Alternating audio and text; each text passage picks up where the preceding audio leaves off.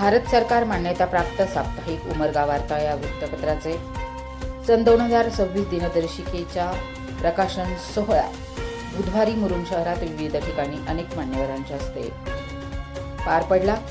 मुरुम ग्रामीण रुग्णालयात वैद्यकीय अधीक्षक डॉक्टर महेश अर्दाळे, वैद्यकीय अधिकारी मयूर गंगासगरे यांच्या हस्ते संपन्न झाला। या प्रसंगी सुजित जाधव, सचिन तिगाडे, प्रमोद चव्हाण, समुपदेशक भोसले, अविनाश राठोड, राजेश्री जाधव, सुजाता मठपती, नेताजी घाटे, संदीप बाबळसुरे, प्रमोद चव्हाण आदी उपस्थित होते। त्यानंतर मुरुम नगरपालिका कार्यालयात मुख्याधिकारी सचिन भुजबळ यांच्या हस्ते प्रकाशन करण्यात आलं। यावेळी अभियंता सुतार टीव्ही, नगर अभियंता आर.टी. यादव, पीएम आवास योजनेचे गौरव वडे, प्रकल्प अधिकारी सुशील उपळेकर यांच्यासह इतर उपस्थित होते।